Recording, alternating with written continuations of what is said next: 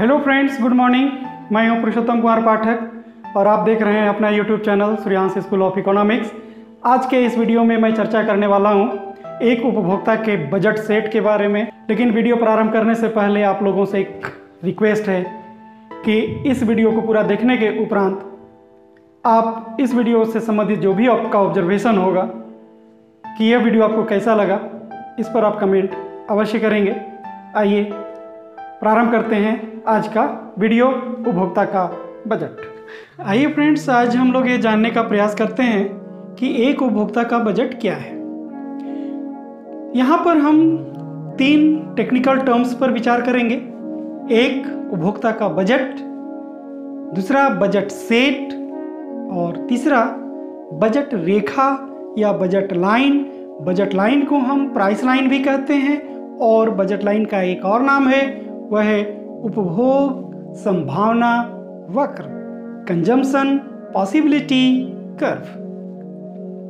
आइए सबसे पहले हम लोग चर्चा करते हैं कि उपभोक्ता का बजट क्या है। तो हम ये जानते हैं कि एक उपभोक्ता अपनी आवश्यकता की पूर्ति करने के लिए वह अनेक प्रकार के वस्तुओं का क्रय करता है और जब वह वस्तुओं का क्रय करता है तो उसे अपनी आय में से कुछ हिस्सा खर्च करना पड़ता है। तो ये आय और व्यय के बीच का जो संबंध है ये बजट कहलाता है। तो किसी भी व्यक्ति का बजट ये बताता है कि वह व्यक्ति अपनी आय में से कितना खर्च कर रहा है। तो उपभोक्ता का बजट ये स्पष्ट करता है कि एक व्यक्ति, एक उपभोक्ता हमेशा अपनी आय से अधिक खर्च नहीं करता है।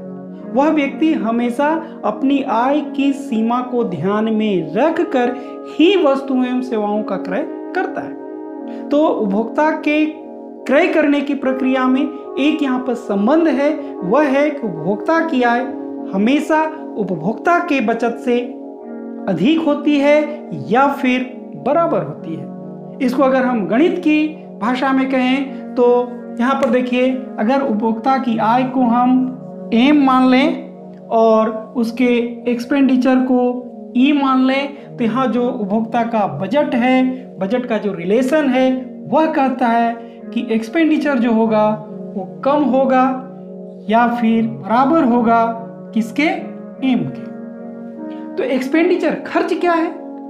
मान लिया जाए कि आप 5 किलो टमाटर खरीदे और 1 किलो टमाटर की कीमत बाजार में थी 10 रुपए किलो, तो आपका खर्च कितना होगा, तो 10 गुने 5। वस्तु पर जो उपभोक्ता खर्च करता है उस खर्च के निकालने का फॉर्मूला है कि उस वस्तु की प्रति इकाई कीमत गुणे उस वस्तु की मात्रा जिसे एक उपभोक्ता क्रय कर रहा है। हम लोग ये मान लेते हैं कि एक उपभोक्ता बाजार जाता है और वो बाजार से केवल 2 वस्तु को खरीद कर लाता है। तब यहाँ पर ये प्रश्न है, ये जानना हम लोगों के लिए जरूरी है कि वो 2 वस्तु के कितनी मात्रा को खरीद कर आएगा।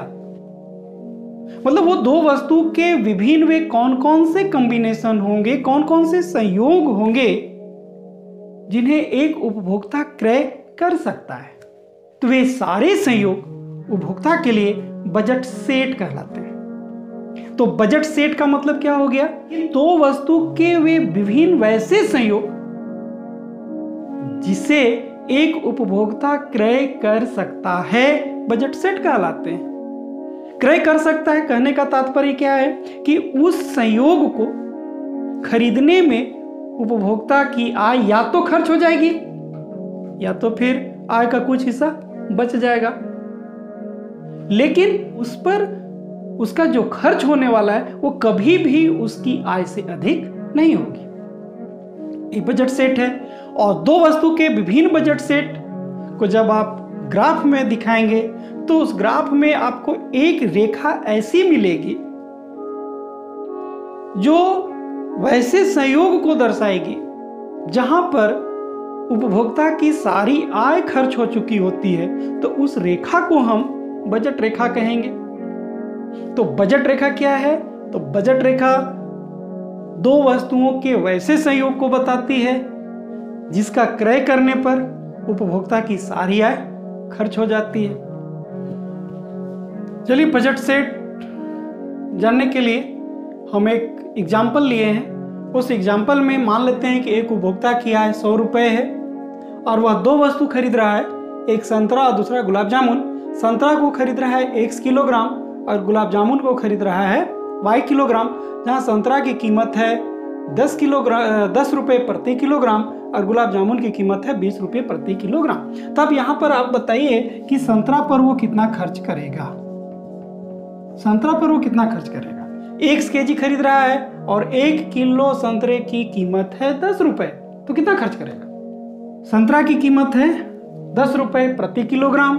अगर वह 1 किलोग्राम खरीदेगा तो कितना देगा? 10 रुपये।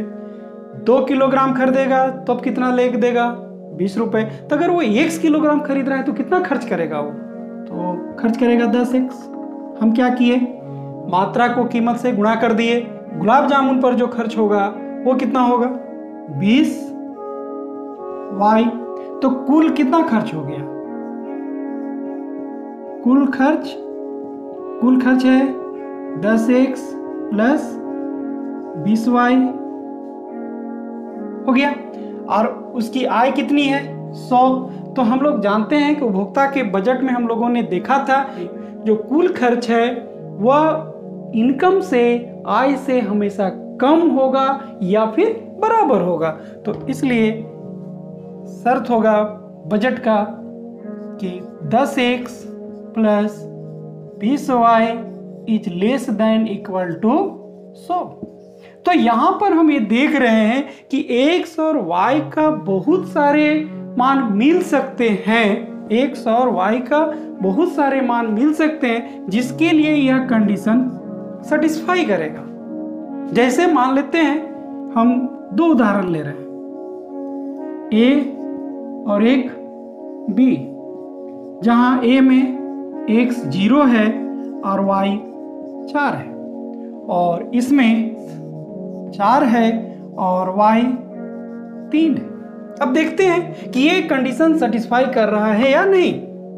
तो अगर x 0 है तो कितना रुपया होगा x पर, मतलब संतरा पर वो कितना खर्च करेगा? 0 रुपया खर्च करेगा। नो संतरा, नो खर्च। y गुलाब जामुन कितना खरीद रहा है? 4 किलोग्राम। 1 किलोग्राम का दाम 20 रुपया है तो कितना खर्च करेगा? 80 रुपया। तो यहाँ टोटल खर्च कितना हुआ? 80 रुपये और उसकी आय कितनी है? 100। तो इसका मतलब ये कंडीशन सेटिस्फाई कर गया। बी में देखें तो बी में हम देख रहे हैं कि x में 4 किलोग्राम वो खरीद रहा है संतरा, तो कितना खर्च करेगा? 40 रुपये। और y में वो 3 किलोग्राम खरीद रहा है और उसकी कीमत 20 है, तो 20 दिया 60 रुपये। कुल कितना खर्च हो गया? 100 रुपये। तो हम क्या देख रहे हैं? 100 रुपये मतलब कि पूरा का पूरा उसका इनकम खर्च हो रहा है। तो वह ए को भी लेगा, बी को भी लेगा। तो ये जो सेट मिला, 2 वस्तु का सेट, इसको हम लोग बंडल भी कहते हैं। तो यहां पर जो बंडल मिला 2 वस्तु का, ए बंडल और बी बंडल, दोनों बंडल इस कंडीशन को सेटिस्फाई करता है, इसलिए इन दोनों बंडल को हम बजट सेट कहते हैं। ए को भी बजट सेट कहेंगे और बी को भी बजट सेट कहेंगे। अब इस तरीके से बहुत सारे बजट सेट मिल सकते हैं। ये आपका काम होगा कि इसके विभिन्न बजट सेट कम से कम 20 से 25 बजट सेट आप निकालेंगे। इसी को हम लोग बजट सेट कहते हैं या फिर ये बजट अवरोध कहलाता है। बजट अवरोध कहलाता है, बजट कॉन्स्ट्रेंट कहलाता है। अब यहां पर हम एक समय के लिए यह मान लें कि उसका जो इनकम है वो पूरा का पूरा खर्च हो जाए, पूरा का पूरा खर्च हो जाए। तो ये कंडीशन कैसा बन जाएगा? ये कंडीशन हो जाएगा 10x plus 20y equal to 100 हो जाएगा। बोले एक खर्च बराबर इनकम। तो ये जो यहाँ पर आप देख रहे हैं कि एक समीकरण बन रहा है, एक इक्वेशन बन रहा है, तो इस इक्वेशन को हम कहते हैं बजट रेखा का समीकरण। और इस बजट रेखा, इस समीकरण से आप जब ग्राफ बना देंगे तो वह ग्राफ बजट रेखा कहलाएगा। तो हम लोगों ने अभी तक ये न्यूमेरिकल वैल्यू लेकर चला। अगर हम यहाँ न्यूमेरिकल वैल्यू न लेकर के जनरलाइज कर दें तो जनरलाइज करने में क्या होगा कि ये तो x ठीक है, हम यहाँ पर इसको मान लेते हैं m और 10 की जगह मान लेते हैं P1 और 20 की जगह मान लेते हैं P2। तो ये इक्वेशन क्या होगा और इस इक्वेशन का स्वरूप क्या होगा हम लोग यहाँ पर देखते हैं। 10 की जगह हमने क्या माना P, तो P1, तो हम लोग क्या लिख सकते हैं P1x, प्लस 20 की जगह हमने क्या माना P2, तो इसको हम लोग लिख सकते हैं P2y is less than equal to 100 की जगह हम लोगों ने क्या माना m। तो ये जो इक्वेशन हुआ इसको हम लोग इक्वेशन नहीं बल्कि इसको हम लोग सर्वसमीका कहते हैं, क्योंकि यहाँ पर इनइक्वलिटी का साइन है, तो इसको हम लोग बजट अवरोध या बजट कांस्टेंट कहते हैं। और जो इक्वेशन दूसरा नंबर का है जहाँ पर पूरी की पूरी आय खर्च हो जा रही है, तब यह संबंध इस प्रकार से बनता है P1x plus P2y equal to m। और ये समीकरण बजट रेखा का समीकरण है। बजट रेखा का समीकरण अगर आपको दिया हुआ है तो उससे आप बजट रेखा कैसे ड्रॉ करेंगे। बजट रेखा का समीकरण था 10x plus 20y equal to 100। ये एक लीनियर इक्वेशन है, यह एक रैखिक समीकरण है। मतलब इसका जो ग्राफ होगा वो एक सरल रेखा होगा। क्लास 10 में पढ़ चुके हैं हम लोग कि सरल रेखा को गुजरने के लिए कम से कम 2 बिंदु की आवश्यकता है। तो यहाँ पर भी हम 2 बिंदु ज्ञात करेंगे और वो वैसे 2 बिंदु ज्ञात करेंगे जहां पर उपभोक्ता की आय पूरी हो जाए। 2 बिंदु ज्ञात करने का मतलब है कि संतरा और गुलाब जामुन का 2 ऐसा संयोग हम लोग ढूंढें जहां पर उपभोक्ता की सारी आय समाप्त हो जाए। पहला जो है वो x 0 है तो y कितना होगा ये ध्यान दीजिए। x 0 है तो इसमें आप 0 पुट कर दीजिए। तो x 0 है कहने का मतलब है कि संतरा वो नहीं खरीद रहा है, वो सिर्फ गुलाब जामुन खरीद रहा है। तो 100 रुपये में वो कितना गुलाब जामुन खरीदेगा, तो गुलाब जामुन की कीमत 20 रुपये प्रति किलोग्राम है और वो उसके पास 100 रुपये है, तो गुलाब जामुन कितना खरीदेगा 5 किलोग्राम खरीदेगा। क्यों, 100 को 20 से भाग दे दिए। और दूसरा बिंदु हम लोग देखते हैं जब y 0 हो, मतलब गुलाब जामुन वो नहीं खरीद रहा है, जब संतरा ही खरीद रहा है, तो क्या करेंगे आय को संतरे की कीमत से भाग दे देंगे। तो 100 को 10 से भाग दे देंगे तो क्या हो जाएगा 10 हो जाएगा। अब इस दोनों को हम लोग ग्राफ में प्लॉट करें। सबसे पहला काम होता है कि 2 लंबवत रेखाएं हम लोग ड्रॉ करते हैं इस तरीके से।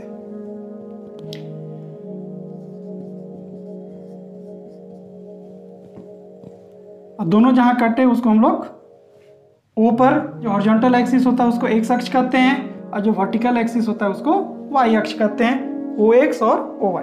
तो ये हुआ x एक्सिस और ये हुआ y एक्सिस। अब यहाँ पर क्या करते हैं, x पर हम लोग बिंदु समान दूरी पर बिंदु रखते हैं। 1 2 3 4 5 6 7 8 9 और 10। y एक्सिस पर भी हम लोग समान दूरी पर बिंदु रख लें कुछ। अब हमको 2 पॉइंट प्लॉट करना है। तो पहला पॉइंट है x 0, तो x का मान 0 कहाँ होगा, यहाँ 1 है तो 0 ही होगा, x का मान यहाँ 0 होगा। x 0 है और y 5 है, तो x 0 है और y 5 है, तो y एक्सिस पे 5 चलेंगे, तो 0 1 0 2 0 3 0 4 और 0 5, इसको हम लोग ऐसे घेर देंगे। तो ये पॉइंट हुआ 0 5।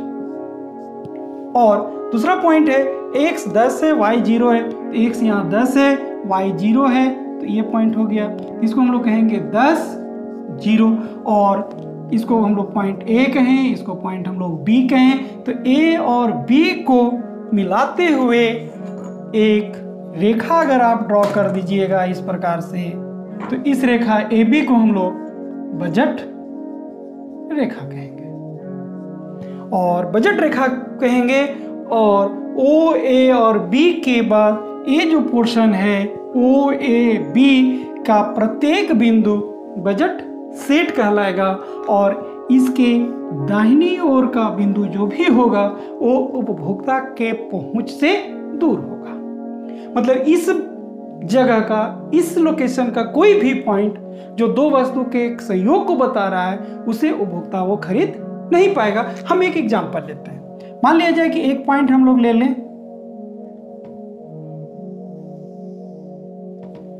ये है 5 और 8। 5 और 8 हम इसलिए कहे कि इसका जो फर्स्ट होता है y अक्ष से इसकी दूरी 5 कहलाती है और 8 जो है इस बिंदु की x अक्ष से दूरी। तो x अक्ष से दूरी हम y एक्सिस पे रखते हैं, y का मान हो गया, और y अक्ष से दूरी x का मान हो गया, तो 5 और 8 हुआ। अब इस पर हम लोग देखते हैं कि वह व्यक्ति खरीद पाएगा कि नहीं खरीद पाएगा। 5 किलो का कीमत हो जाएगा 50 रुपया और 8 किलो गुलाब जामुन का हो जाएगा 160, मतलब 210 रुपया। तो 210 रुपया उसके पास कहाँ है, उसके पास तो 100 रुपया ही है, इसलिए ये जो बिंदु P ले लिए ये वो नहीं खरीद पाएगा, इसलिए ये उसके पहुंच से बाहर का हो गया। तो बजट रेखा के दाहिनी ओर वो सोचेगा ही नहीं। जब भी वो वस्तु का चयन करेगा वो बजट रेखा पर के किसी बिंदु का वो चयन करेगा या फिर बजट रेखा के नीचे का कोई बिंदु का वो चयन करेगा। तो बजट रेखा क्या कहती है? एक बजट रेखा दो वस्तु के वैसे संयोगों को बताती है जिस पर उपभोक्ता की आय खर्च हो जाती है। चलिए मान लेते हैं कि जहां पर हम 10 के जगह पर P1 रख लिए और 20 के जगह P2 रख लिए, तो बजट रेखा का जो समीकरण हो गया वो हो गया P1x प्लस P2y बराबर m। तो यहां पर अगर वो x नहीं खरीदेगा तो y कितना खरीदेगा, m बाई P2 करेगा, चूंकि m उसकी आय है और P2 y की कीमत है। ठीक उसी प्रकार दूसरा जो पॉइंट होगा, अगर y नहीं खरीदेगा तो x कितना खरीदेगा, m बाई P1। और जब इसका आप ग्राफ बनाएंगे, ग्राफ बनाने का वही तरीका है। अब देखिए x 0 है तो ये 0 ये है। अब y m बाई P2, तो y m बाई P2 कहीं ना कहीं तो होगा ना एक बिंदु, तो इस बिंदु को हम लोग मान लेते हैं m बाई P2। जैसे वहां पर कितना था, 5 था, y एक्सिस पे 5 बिंदु पांच रखे थे, तो यहाँ पर m बाई P2 हो गया। अब उसी प्रकार m बाई P1 तो कहीं ना कहीं m बाई P1 होगा, तो मान लेते हैं कि यहाँ पर m बाई P1 है, और m बाई P2 और m बाई P1 दो बिंदु जो मिला a और b। अब a और b को अगर मिलाते हुए एक रेखा आप खींच ले रहे हैं, एक ड्रॉ कर ले रहे हैं इस प्रकार से, तो इस रेखा को हम लोग बजट लाइन कहेंगे। और बजट लाइन, तो हम लोग जब भी बजट लाइन ड्रॉ करेंगे एक फ्री हैंड इसी प्रकार से ड्रॉ करेंगे। आज इतना ही, और अगले वीडियो में हम लोग ये देखेंगे कि बजट रेखा की ढाल क्या है और बजट रेखा में परिवर्तन किन परिस्थितियों में संभव होता है। अगर आज के इस वीडियो में आपको कहीं भी दिक्कत आई होगी समझने में, तो आप हमारे कमेंट बॉक्स पर अवश्य कमेंट करेंगे, अवश्य प्रश्न पूछेंगे, और नहीं तो फिर आप हमारे पर्सनल व्हाट्सएप पर भी प्रश्न पूछ सकते हैं। आपके हर प्रश्न का उत्तर आपको दिया जाएगा, इस आशा के साथ कि आप प्रश्न पूछेंगे। आप बने रहिए अपने YouTube channel Suryansh school of economics पर। मिलते हैं फिर अगले वीडियो में। Thank you, have a nice day.